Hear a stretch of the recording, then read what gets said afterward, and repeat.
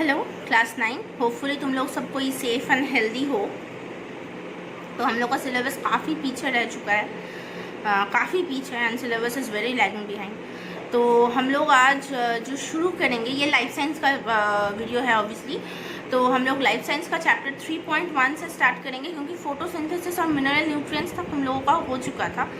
तो next like syllabus को continue करते हैं एंड हम लोग चैप्टर 3.1.3 दैट इज़ ट्रांसपिरेशन, वहाँ से हम लोग स्टार्ट करेंगे। तो बिफोर स्टार्टिंग तुम लोग बुक निकालो पेज नंबर 64।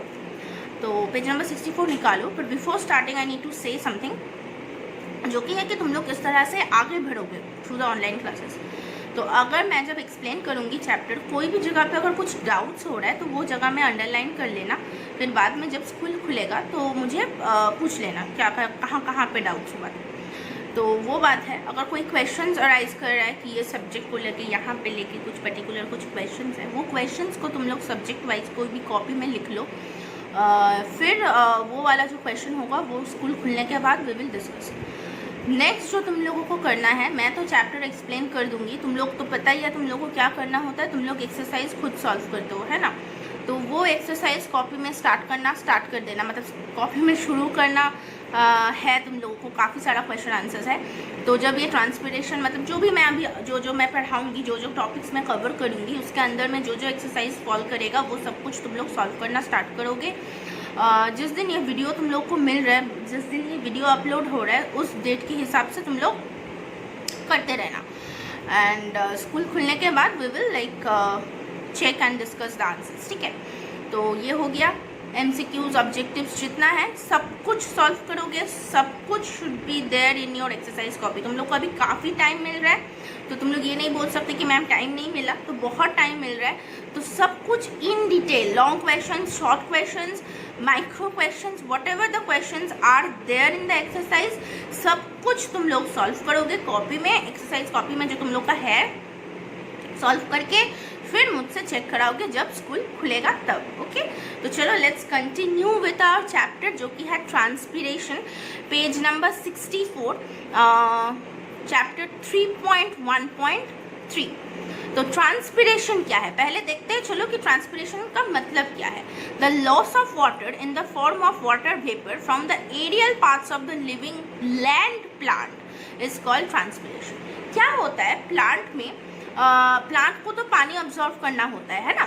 तो प्लांट काफ़ी पानी ऑब्जॉर्व करता है, पर यूजुअली जितना पानी एक प्लांट ऑब्जॉर्व करता है, मतलब प्लांट का रूट जितना पानी ऑब्जॉर्व करता है, उतना पानी यूजुअली काम पे नहीं लगता है। फोटोसिंथेसिस के लिए उतना अमाउंट ऑफ पानी इज नॉट रियली रिक्वायर्ड।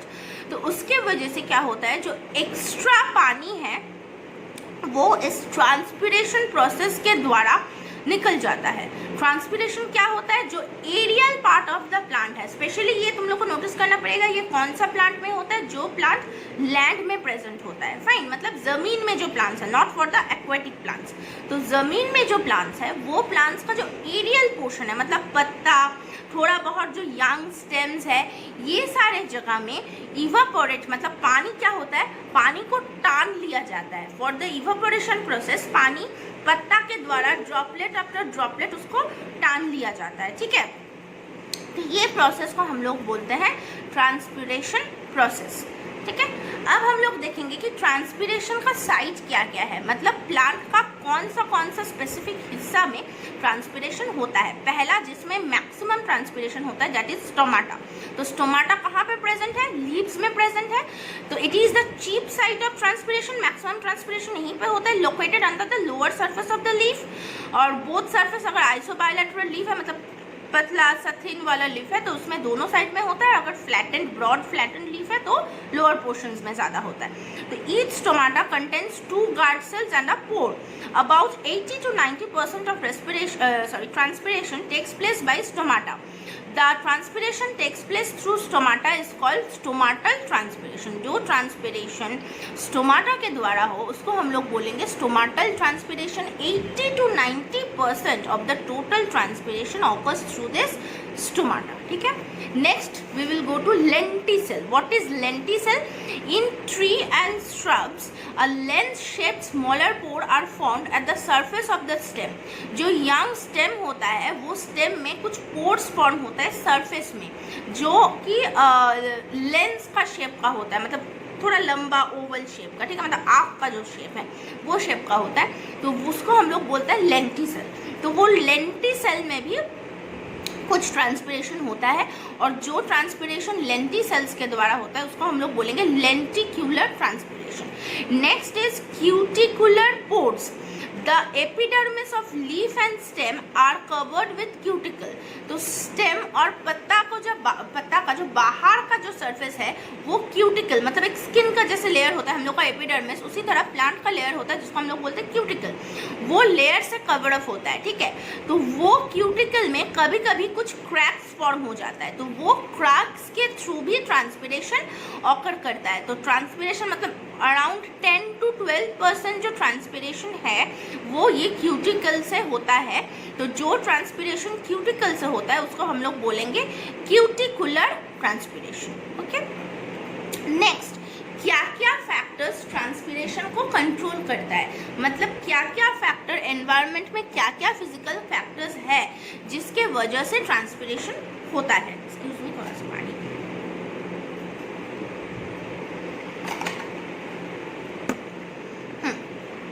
तो पहला फैक्टर है टेम्परेचर, एक्सटर्नल फैक्टर है टेम्परेचर। तो the effect of temperature upon the rate of transpiration can be analysed in terms of its effects on vapor pressure within the leaf and outside atmosphere। Basically कुछ नहीं है, अगर temperature ज़्यादा है तो वो बाहर का जो ह्यूमिडिटी है, what is humidity? Atmosphere air में जो वाटर वेपर कंटेंट है, अगर टेम्परेचर ज़्यादा है तो वाटर वेपर का जो कंटेंट है उसको डिक्रीज कर देता है। इसके वजह से, क्योंकि एयर में वाटर वेपर कम हो जाता है, वो लोग क्या चाहता है कि प्लांट से ज़्यादा पानी को खींच ले।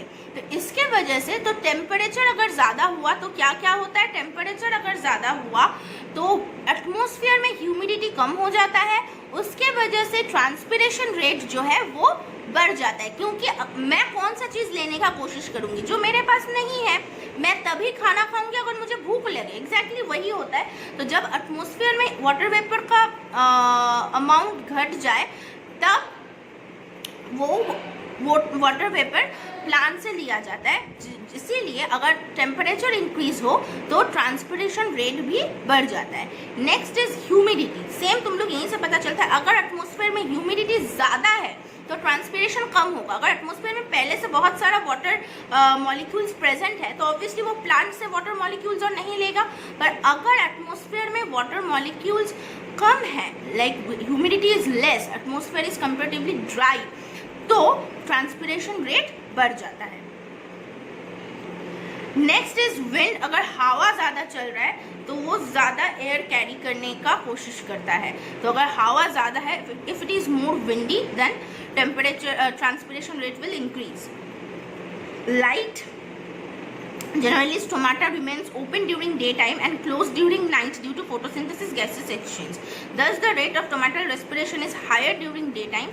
दिन में ज़्यादा ट्रांसपिरेशन होता है और रात में कम ट्रांसपिरेशन होता है। इसीलिए one of the reason is कि हम लोग को हमेशा रात में या फिर सांझ को, इवनिंग में प्लांट में पानी देना चाहिए, ताकि तब वाटर लॉस सबसे कम होता है। तो तुम इवनिंग में पानी दे रहे हो, वाटर को मतलब प्लांट को जितना वाटर चाहिए होता है that will take up the water, और फिर सुबह जब होगा, जब सनराइज ज़्यादा होगा तो जितना ट्रांसपिरेशन होना है हो जाए। पर अगर हम लोग दिन में पानी डालते हैं तो क्या होता है, प्लांट तो वाटर अब्जॉर्व करता है, पर उससे अगर टेम्परेचर बहुत ज़्यादा है तो प्लांट जब तक वाटर अब्जॉर्व करता है उससे पहले ट्रांसपिरेशन के वजह से वाटर लॉस हो जाता है। तो this is one of the reason कि हम लोग को प्लांट को यूजुअली इवनिंग में या नाइट में वाटर करना चाहिए।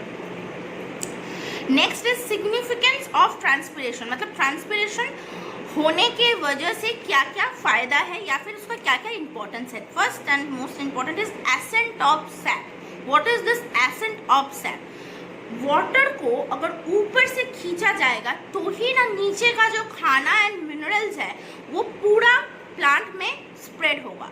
तो ये खाना और मिनरल्स का पूरा प्लांट में स्प्रेड हो जाना, इसको हम लोग बोलते हैं एसेंट ऑफ सैप। तो क्योंकि वाटर खींचा जा रहा है, so there is an upward directional movement, उसके वजह से जो नीचे का जहाँ पे अगर कोई खाना जमा हुआ है या कुछ है, तो वो सारा चीज़ पूरा प्लांट में मतलब अपर स्केल तक स्प्रेड हो जाएगा। इसको हम लोग बोलेंगे ascent of SAP. Next is passive water absorption. Passive water absorption from soil by root is mainly due to the presence of continuous transpiration during daytime. क्योंकि ऊपर से पानी को खींचा जा रहा है, तो इसीलिए जो रूट्स है वो भी पानी को सॉइल से खींचते रहता है। अगर ऊपर में ज़रूरत नहीं होता, पानी जाकर जम जाता, तो ऑब्वियसली वाटर फ्लो स्मूथ नहीं होता, क्योंकि ऊपर से पानी जा रहा है, इसीलिए वाटर फ्लो भी धीरे धीरे स्मूथ होने लगता है और रूट और ज़्यादा पानी अब्जॉर्व करता है। Next is removal of excess water. मैंने बोला था कि जितना पानी अब्जॉर्व करता है रूट, उसका लाइक 2% और 3% यूजुअली प्लांट के काम में आता है। बाकी जो एक्स्ट्रा वाटर अगर प्लांट में जम जाए तो गाछ मर भी सकता है, तो वो एक्स्ट्रा वाटर ट्रांसपिरेशन के वजह से निकल जाता है। अब हम लोग देखेंगे ट्रांसपिरेशन का कुछ हार्मफुल रोल्स भी है।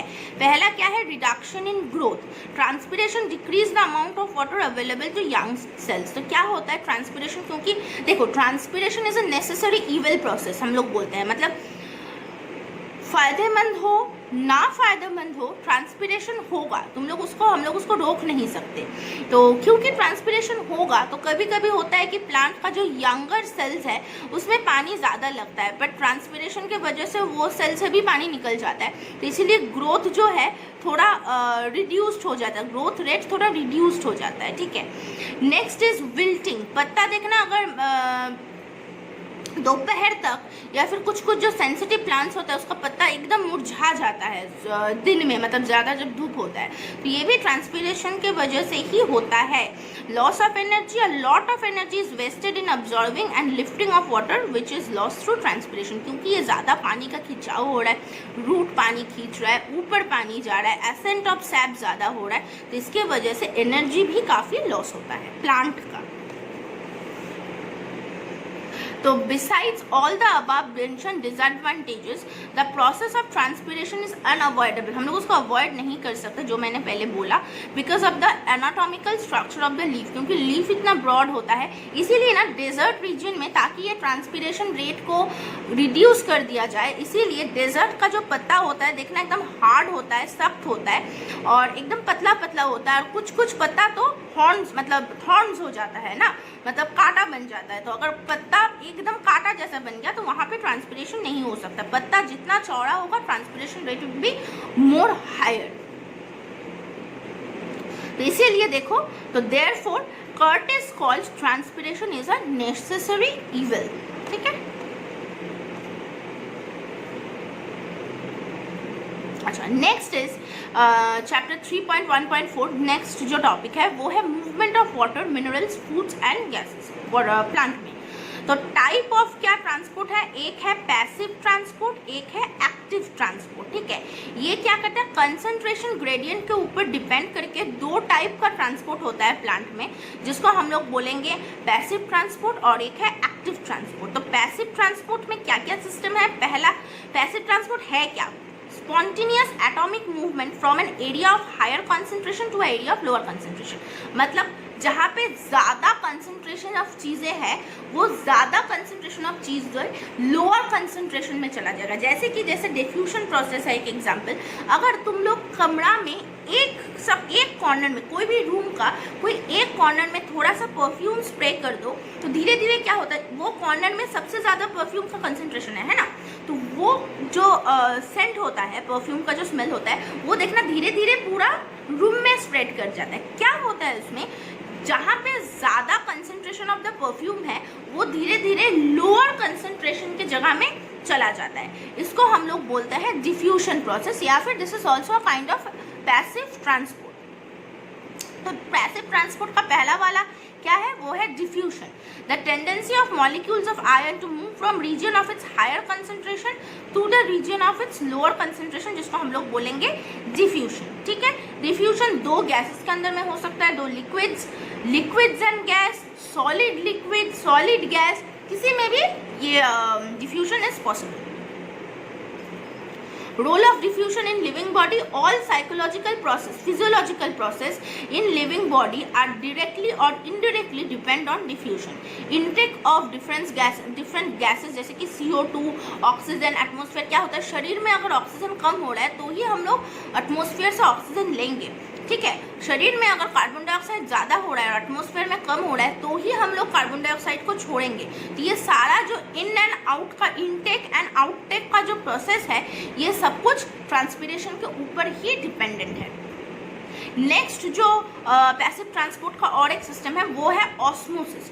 ऑस्मोसिस क्या होता है, the movement of molecule of the solvent from a solution of lower concentration to the solution of higher concentration. उल्टा मतलब अगर तुम एक जगह में गाढ़ा चीनी का सोल्यूशन लो, ठीक है, और एक जगह में पतला चीनी का सोल्यूशन लो, मतलब पानी ज़्यादा चीनी कम, और एक सोल्यूशन में क्या, चीनी ज़्यादा पानी कम, ठीक है, फिर उसको हम लोग एक सेमी परमिएबल मेम्ब्रेन से ज्वाइन करेंगे। मतलब दोनों चैम्बर को एक सेमी परमिएबल मेम्ब्रेन, मतलब जो मेम्ब्रेन सिर्फ लिक्विड पार्टिकल को अलाउ करता है मूवमेंट के लिए। तो एक तरफ क्या है, पानी ज़्यादा चीनी कम है, एक तरफ चीनी ज़्यादा पानी कम है।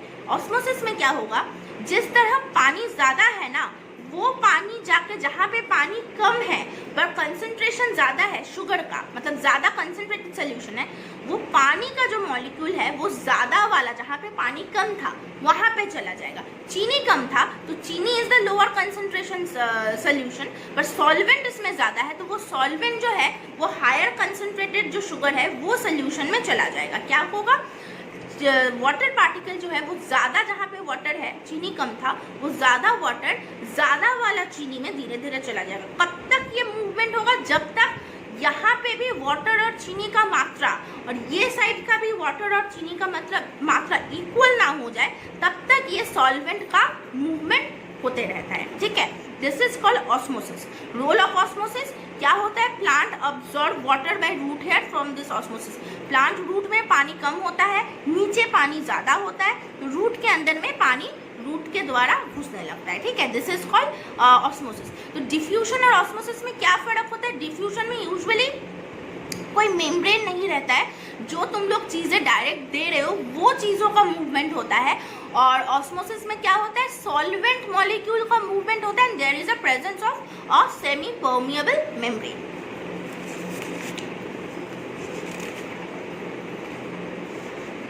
नेक्स्ट हम लोग देखेंगे एक्टिव ट्रांसपोर्ट। तो ये था पैसिव ट्रांसपोर्ट जिसके अंदर में डिफ्यूजन था और ऑस्मोसिस था। Next is active transport. Active transport is what minerals are present in the soil as charged particle which cannot move across cell membrane. The concentration of mineral in the soil is usually lower than the concentration of minerals in the root. Therefore most minerals must enter the root by active absorption into the cytoplasm. तो देखो यहाँ पे क्या होता है, पहला बात तो है मिनरल्स जो है वो मेम्ब्रेन के द्वारा नहीं घुस सकता है, तो ऑस्मोसिस तो होगा नहीं, ठीक है, क्योंकि मिनरल्स मेम्ब्रेन से नहीं घुसेगा, तो यहाँ पे ऑस्मोसिस पॉसिबल नहीं है।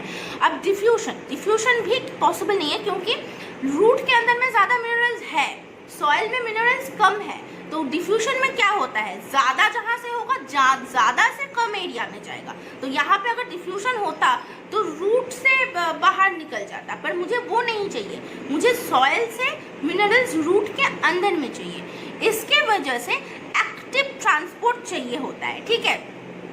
तो एक्टिव ट्रांसपोर्ट में कुछ है, वो है, एक है ascent of SAP. Ascent of SAP क्या होता है, ट्रांसपीरेशन होता है, तो एंटी ग्रेविटी एक फोर्स होता है जिसके वजह से नीचे का पानी एंड मिनरल्स पूरा ऊपर में खींच के ऊपर आ जाता है, ठीक है। ये गया ascent of SAP. Next is fluent transportation. Fluent transportation में क्या होता है, food is required for each part for its nutrition and development. Food is mainly synthesized in the leaves and also in young stem. The leaves therefore serves as the source. The synthesis food is translocated to the region, also to the storage organ. So these regions serve as sink. तो जहाँ पे food तैयार होता है उसको हम लोग बोलेंगे सोर्स, जहाँ पे फूड को पहुँचाना होता है, जहाँ पे फूड नहीं है उसको हम लोग बोलते हैं sink.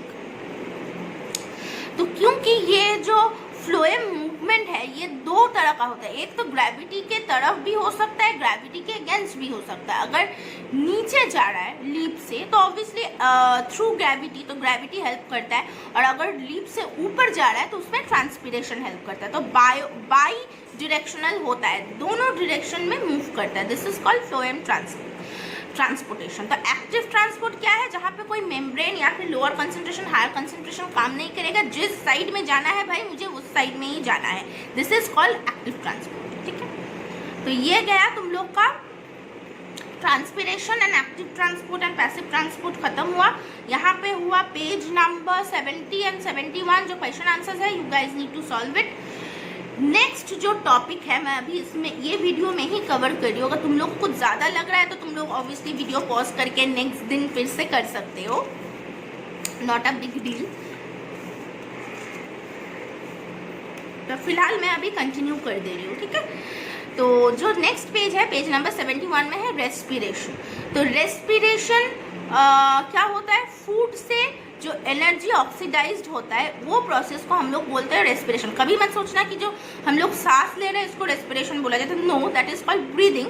Respiration is much more chemical, it's a chemical process, और breathing is a physical process. तो रेस्पिरेशन में क्या होता है, जो खाना हम लोग खाते हैं या फिर प्लांट का कुछ भी जो खाना खाते हैं उसका सिंपल मोस्ट फॉर्म होता है ग्लूकोज। ग्लूकोज से एटीपी सिक्रेट होना, ATP is the energy unit, right. हम लोग का शरीर में जो एनर्जी नीडेड होता है वो एटीपी के फॉर्म में स्टोर होता है, एडिनोसिन ट्राइफॉस्फेट, एडिनोसिन ट्राइफॉस्फेट।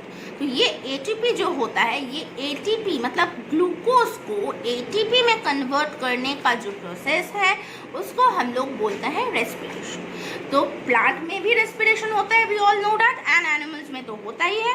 तो पहले ये चैप्टर में हम लोग देखेंगे कि प्लांट में किस तरह से रेस्पिरेशन होता है, next we will go with the animals. तो देखते हैं प्लांट में क्या क्या कौन सा साइट है जहाँ पे प्लांट में रेस्पिरेशन होता है। पहला है देखो stomata. Stomatas are the small opening present on the epidermis layer, मतलब जो लीफ का लोअर सरफेस में प्रेजेंट होता है। स्टोमाटा में कुछ गार्ड सेल होता है जो कि खुलता और बंद होता है, वो गार्ड सेल के द्वारा रेस्पिरेशन एक्सचेंज ऑफ गैसेस होता है। नेक्स्ट इज लेंटिसेल, जो अभी तुम लोग ट्रांसपिरेशन में पढ़े हो, जो कि यंग लीफ में लेंस लाइक स्ट्रक्चर प्रेजेंट होता है, वो है लेंटिसेल, वहाँ पे भी रेस्पिरेशन होता है। और एक है न्यूमैटोफोर।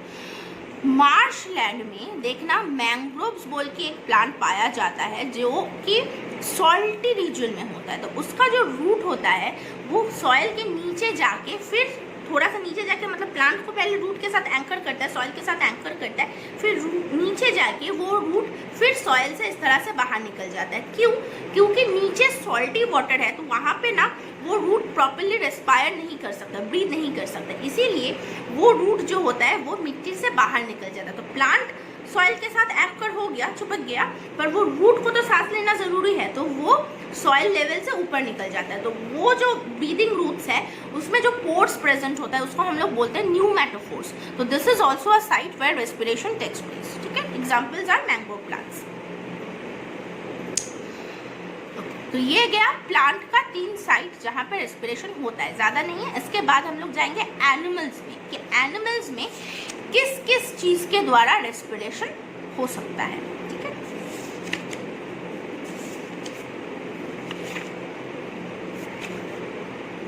पहला है देखो बॉडी सरफेस, जो कि लोअर लेवल ऑफ एनिमल्स है, जैसे कि एमीबा, स्पॉन्ज, हाइड्रा, जो कि यूनिसेलुलर है, छोटा छोटा है, जो तुम लोग यूजुअली माइक्रोस्कोप से या एकदम छोटा ऑर्गेनिज्म है, तो उसमें कैसे रेस्पिरेशन होता है, थ्रू बॉडी सरफेस।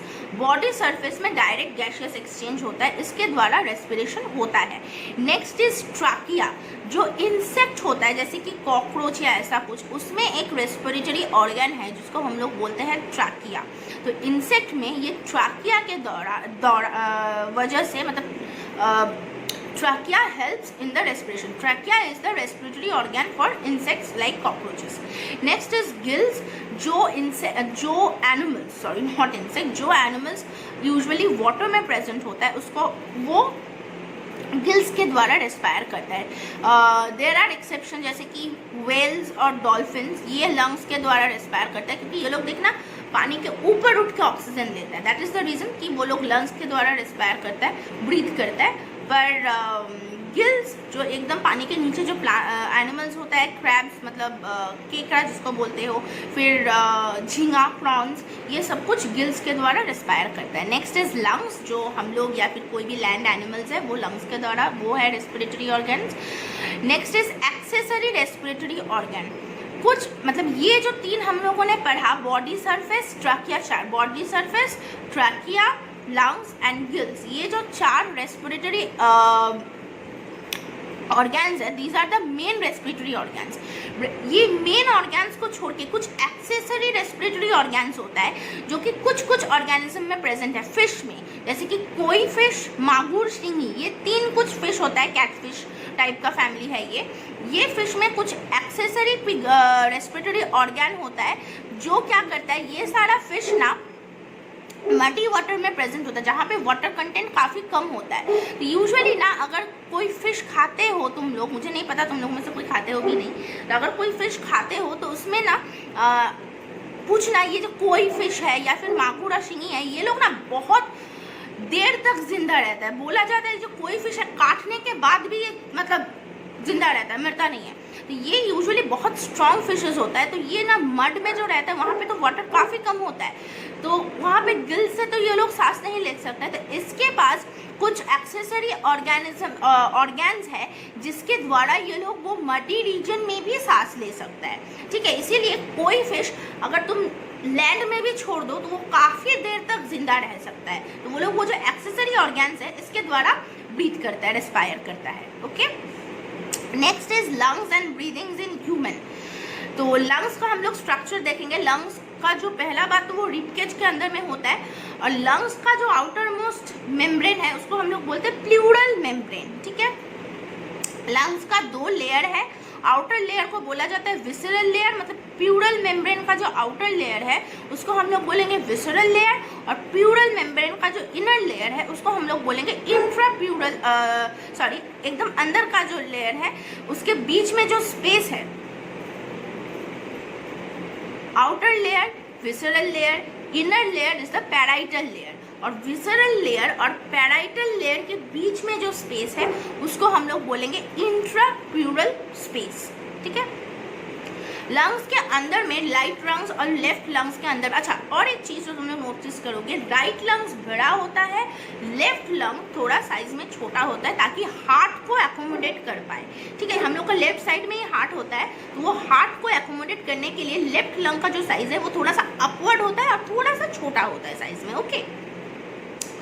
लंग्स के अंदर में न्यूमरस सैक लाइक मतलब बोरा बोरा, छोटा छोटा बोरा बोरा जैसा स्ट्रक्चर होता है जिसको हम लोग एल्वियोली बोलते हैं। Each alveolus is surrounded by networks of capillaries which helps in the gaseous exchange between gas and respiratory air. तो ये एल्वियोली में जो कैपिलरीज, एकदम फाइन कैपिलरीज होता है, ये यूजुअली ब्लड से ऑक्सीजन या फिर कार्बन डाइऑक्साइड मतलब जो भी एयर प्रेजेंट है उसको एक्सचेंज कर पाता है, ठीक है। Next is respiratory muscles and our mechanism of inspiration, mechanism of expiration। ये मैं समझा रही हूँ किस तरह से होता है। हम लोग सांस एक तो होता है अंदर लेते हैं एयर को, और एक होता है एयर को बाहर छोड़ते हैं। तो जब हम लोग अंदर लेते क्या होता है, हम लोग का जो कमर का जो डायफ्राम है वो थोड़ा सा फ्लैट हो जाता है। नॉर्मली ऐसे बेंड डोम शेप में होता है, ठीक है। नॉर्मली कमर का जो हड्डी है इस तरह डोम शेप में होता है, वो इस तरह फ्लैट हो जाता है, और जो रिब केज है वो थोड़ा पीछे चला जाता है। तो इसके वजह से क्या हो रहा है, तुम्हारा जो थोरैसिक कैविटी है, चेस्ट और एब्डोमेन का जो कैविटी है उसमें स्पेस बढ़ जाता है। स्पेस बढ़ने के चक्कर में प्रेशर घट जाता है और बाहर का प्रेशर ज़्यादा होता है, तो बाहर से एयर अंदर आ जाता है, ठीक है। क्योंकि वॉल्यूम बढ़ रहा है, प्रेशर घट जा रहा है, बाहर का जो ज़्यादा प्रेशर वाला एयर है वो हम लोग अंदर ले रहे हैं। तो इंस्पिरेशन में क्या होता है, डायाफ्राम जो है वो डोम शेप से सीधा हो जाता है, रिब केज थोड़ा पीछे चला जाता है ताकि थोरैसिक रीजन क्या है, चेस्ट और एब्डोमेन में जो रीजन है जिसको हम लोग बोलते हैं थोरैसिक रीजन में वॉल्यूम बढ़ जाता है, प्रेशर घट जाता है, तो बाहर का एयर अंदर घुस जाता है। एक्सपिरेशन में क्या होता है, जस्ट द ऑपोजिट, जो स्ट्रेट डायफ्राम था अभी वो धीरे धीरे डोम शेप हो जाता है, ओके। और जो रिब केज जो पीछे चला गया था वो सामने आ जाता है। उसके वजह से जो थोरैसिक कैविटी में स्पेस कम हो जा रहा है, प्रेशर ज़्यादा बढ़ जा रहा है। प्रेशर ज़्यादा बढ़ेगा तो क्या होगा, हवा बाहर चला जाएगा। This is what inspiration and expiration is.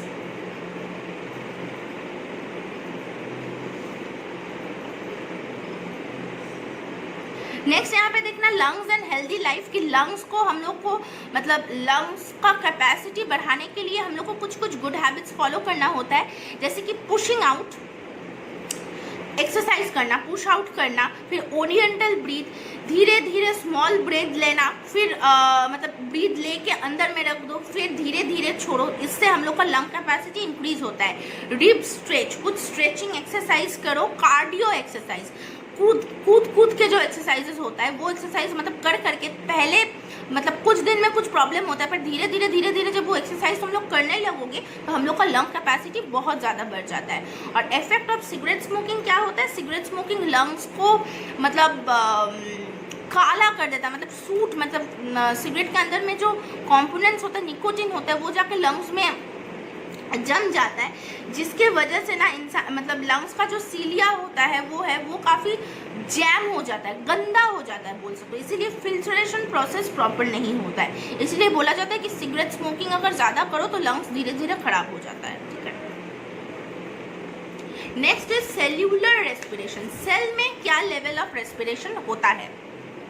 पहला बात तो यहाँ पे एक फिगर है पेज नंबर 76 में, टेबल है जो कि कंबशन और रेस्पिरेशन का डिफरेंस है। This table is very important. ठीक है, कि कंबशन मतलब आगी जलना, इसको हम लोग बोलते हैं कंबशन। तो ये आगी जलने में और रेस्पिरेशन में क्या क्या डिफरेंस है हम लोग यहाँ पे पढ़ेंगे। ठीक है, combustion is a physico chemical process, physical होता है, आगी जल रहा है। रेस्पिरेशन बायोकेमिकल होता है। कंबशन के लिए कोई सेल का ज़रूरत नहीं होता, तुम पेपर को भी जला सकते हो, इंसान को भी जला सकते हो, कुछ भी कर सकते हो। रेस्पिरेशन में सेल्स आर नेसेसरी, मतलब लिविंग सेल में होता है ना। कंबशन इज अ अनरेगुलेटरी प्रोसेस, जहाँ पे कोई एंजाइम काम में नहीं लगता है, पर respiration is a very regulated process, बहुत एंजाइम्स इसके लिए रिस्पॉन्सिबल है। Energy release is the rapid process, combustion में जो एनर्जी मतलब रिलीज होता है, जो हीट रिलीज होता है वो काफ़ी ज़्यादा होता है और बहुत जल्दी होता है। रेस्पिरेशन में energy release is a slow process, धीरे धीरे हम लोग को एनर्जी मिलता है, मतलब it's a slow and long term process, rapid नहीं होता है। Combustion presence of free oxygen, अगर कोई चीज़ जल रहा है तो वहाँ पे ऑक्सीजन का प्रेजेंस होना ज़रूरी है। अब तुम लोग बोले कि मैम रेस्पिरेशन में भी तो ऑक्सीजन होना ज़रूरी है। नेक्स्ट हम लोग पढ़ेंगे कि कुछ कुछ रेस्पिरेशन ऐसा भी होता है जहाँ पे ऑक्सीजन ज़रूरी नहीं होता है। नेक्स्ट कंबशन में क्या होता है, टेम्परेचर काफ़ी ज़्यादा होता है, और रेस्पिरेशन में temperature is not really a matter of concern. Temperature कुछ भी हो हम लोग रेस्पायर तो करते हैं। तो देखो type of cellular respiration, 3 type का रेस्पिरेशन होता है। पहला है एरोबिक रेस्पिरेशन, जहाँ पे ऑक्सीजन चाहिए होता है फॉर द रेस्पिरेशन। तो यहाँ पे क्या होता है, ग्लूकोज ऑक्सीजन के साथ मिलके कार्बन डाइऑक्साइड, वाटर और 686 kilo calories of energy provide करता है। ये गया aerobic respiration. Next is anaerobic respiration. Anaerobic respiration में क्या होता है, ऑक्सीजन नहीं चाहिए होता है, यहाँ पे नाइट्रेट या ऐसा कुछ से भी रेस्पिरेशन हो सकता है। तो यहाँ पे क्या होता है, ग्लूकोज जो है वो नाइट्रेट के साथ मिल के कार्बन डाइऑक्साइड, H2O, नाइट्राइट और 50 किलो कैलोरी ऑफ एनर्जी। तो तुम लोग देख सकते हो एनर्जी यहाँ पे काफ़ी कम दे रहा है एनारोबिक रेस्पिरेशन में। तो एनारोबिक रेस्पिरेशन यूजुअली कौन करता है, समुद्र के नीचे जो बैक्टीरिया प्रेजेंट होता है और या फिर सॉइल के एकदम नीचे जो बैक्टीरिया प्रेजेंट होता है वो लोग यूजुअली एनारोबिक रेस्पिरेशन करते हैं। या फिर हम लोग के शरीर के अंदर में कुछ पैरासाइट्स प्रेजेंट होता है, कुछ बैक्टीरिया प्रेजेंट होता है जो कि एनारोबिक रेस्पिरेशन करता है। इसके वजह से ये लोग का एनर्जी तो ज़्यादा नहीं चाहिए होता है ना, these are all bacteria and very smaller organism, तो इनका एनर्जी लेवल कम भी होता है तो चलता है। तो इसीलिए ये लोग एनएरोबिक रेस्पिरेशन करता है जो कि नाइट्रेट के हेल्प से होता है। Next is fermentation. फर्मेंटेशन मतलब देखना दूध से दही होना, wine formation, these are all fermentation. तो फर्मेंटेशन में क्या होता है, ग्लूकोज पायरुविक एसिड बोल के एक एसिड होता है, उसके साथ मिल के इथाइल अल्कोहल, कार्बन डाइऑक्साइड और सिर्फ 25 किलो कैलोरी ऑफ एनर्जी मतलब एटीपी मॉलिक्यूल देता है। ठीक है, ये गया fermentation process. Next is step of cellular respiration. Cellular respiration में क्या क्या स्टेप होता है? पहला होता है ग्लाइकोलाइसिस, जहाँ पे ग्लूकोज ब्रेक डाउन होता है पायरुविक एसिड में, ठीक है, ये गया ग्लाइकोलाइसिस का step. Next is Krebs cycle, जहाँ पे एसिटाइल कोए जो होता है, जो कि पायरुविक एसिड से मिलता है, वो वेरियस ऑर्गेनिक एसिड फॉर्म करता है। नेक्स्ट होता है इलेक्ट्रॉन ट्रांसपोर्ट चेन, मतलब यहाँ पे जो ऑर्गेनिक एसिड मिल रहा है वहाँ से एटीपी लेके इधर उधर मतलब जाके एटीपी मॉलिक्यूल्स देता है, ठीक है, मैकेनिज्म। अच्छा, तो ये गया 3 स्टेप, क्या है? ग्लाइकोलाइसिस, क्रेब्स साइकिल और मैकेनिज्म इलेक्ट्रॉन ट्रांसपोर्ट चेन। तो ग्लाइकोलाइसिस का जो यहाँ पे जो फ्लो चार्ट है, स्टेजेस ऑफ ग्लाइकोलाइसिस, एक्सप्लेन करने का कुछ नहीं है, various steps of chemicals release हो रहा है। ये ग्लाइकोलाइसिस तुम लोग याद करोगे, this is very very very important for the question papers and questions in future. तो ग्लाइकोलाइसिस का स्टेप तुम लोग याद करोगे। और यहाँ पे देखो पेज नंबर 79 में क्रेब्स साइकिल का भी एक फ्लो चार्ट है, ये भी याद करना जरूरी होता है, but for the time being ये एग्जाम में मैंने नहीं दिया है, this is a very long cycle, तो याद शायद ना हो। पर हाँ, तुम लोग कॉपी में जो करोगे, सबसे पहले क्वेश्चन आंसर लिखने से पहले ये ग्लाइकोलाइसिस का फ्लो चार्ट जो है वो कॉपी में तुम लोग उतारोगे प्रॉपरली, ठीक है, फ्रेशली। अगर चाहो तो याद करके भी लिख सकते हो या फिर देख के भी लिख सकते हो। ये ग्लाइकोलाइसिस एक पेज पे और यहाँ पे क्रेब्स साइकिल, ये दोनों मुझे कॉपी में चाहिए, okay. Next is electron transport chain, जो कि माइटोकॉन्ड्रिया के द्वारा होता है, जहाँ से एनएडीपी से एटीपी वेरियस सेल्स में पहुंच जाता है, ठीक है। Next is site of respiration. Respiration the first step of respiratory process, मतलब जो ग्लाइकोलाइसिस है वो साइटोप्लाज्म में होता है, और तुम्हारा जो द सेकेंड स्टेप मतलब जो क्रेब्स साइकिल है वो माइटोकॉन्ड्रिया के अंदर में होता है। Most of the energy producing reaction occurs in mitochondria, therefore mitochondria में ही ज़्यादा एनर्जी रिलीज होता है। तो तुम लोगों ने पढ़ा है क्लास 8 में ही कि माइटोकॉन्ड्रिया को हम लोग power house of the cell बोलते हैं। Next is significance of respiration. Respiration क्यों चाहिए होता है? ऑब्वियसली रिलीज ऑफ एनर्जी, हम लोग खाना खा रहे हैं, बट अगर एनर्जी नहीं मिलता तो खाना खा के कुछ फायदा होता, तो इसके लिए रेस्पिरेशन इज बहुत important. And next is maintenance of O2 CO2 balance. ये तो तुम लोग जानते ही हो, हम लोग ऑक्सीजन लेते हैं, CO2 रिलीज करते हैं, प्लांट वही CO2 लेता है, फोटोसिंथेसिस करता है, खाना बनाता है। तो जो एनवायरनमेंट में ऑक्सीजन और CO2 का बैलेंस है, this crucial balance is maintain by the process of respiration, okay. तो ये गया हम लोग का चैप्टर 3.2 डन। तो अब तुम लोग क्या करोगे, ये एक्सरसाइज को भी सॉल्व करोगे। तो तुम लोग के अंदर में 2 एक्सरसाइजेस गया जो तुम लोगों को सॉल्व करना है, ठीक है, ओके, चलो, थैंक यू।